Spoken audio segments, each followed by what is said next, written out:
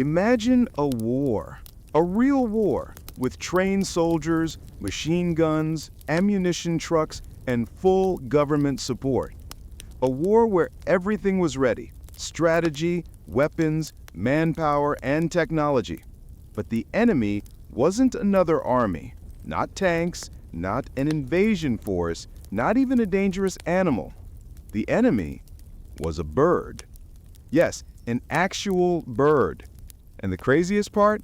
Humans lost. This is the unbelievable true story of the 1932 Great Emu War, a real war where Australia fought against giant birds, and the birds won. In 1932, Western Australia was suffering. Farmers were in big trouble because enormous flocks of emus, almost 20,000 of them, began invading their farmlands. Emus are large birds, similar to ostriches. They can run extremely fast and love to eat anything they find.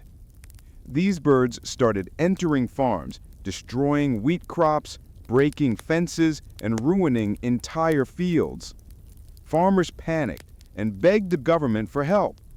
They claimed they were being attacked, and surprisingly, the government agreed. They decided to send actual soldiers to fight the birds. The mission was led by Major G.P.W. Meredith. He brought 2 Lewis machine guns, thousands of bullets, a few soldiers, and a military truck. Their mission sounded simple: reduce the emu population. But as soon as they reached the field, they realized they were in big trouble. Emus were not stupid, slow animals. They were fast, unpredictable, and surprisingly smart. They ran in groups, changed direction instantly, and scattered at the first sign of danger. Major Meredith would later say, if we had a military division with the same ability as emus, we could defeat any army in the world. The first operation began in the wheat fields. Soldiers surrounded a group of emus. The major yelled, "Fire!" The machine gun thundered across the field, but the emus sprinted away so fast that bullets barely touched them. A few fell, but most escaped instantly. The soldiers watching this were shocked. Are these birds dodging bullets? The operation was a total failure, so they tried again. This time, the soldiers mounted a machine gun on top of a truck.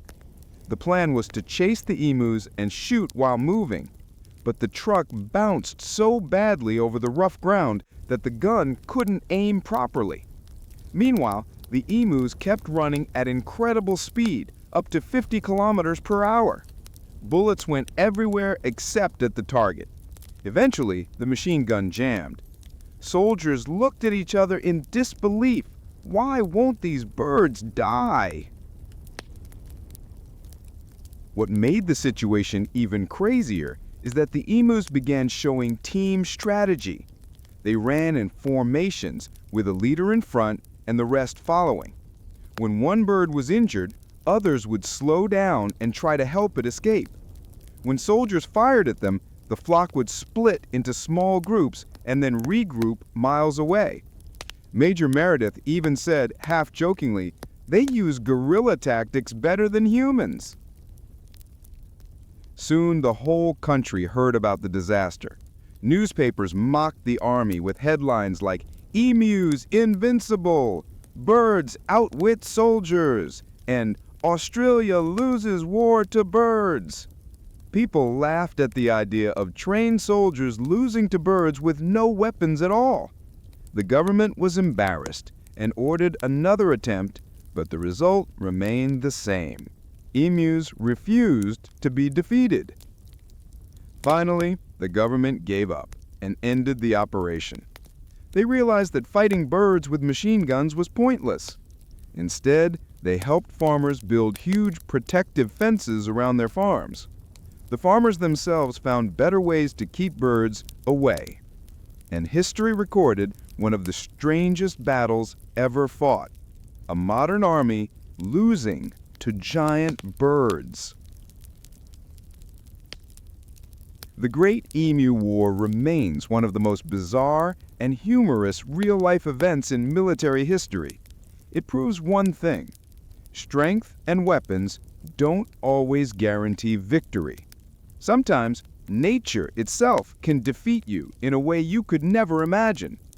And if someone ever asks, what is the most undefeated force in history, you can smile and say, not the USA, not Russia, not China. The most undefeated army was the emus, birds who refused to lose.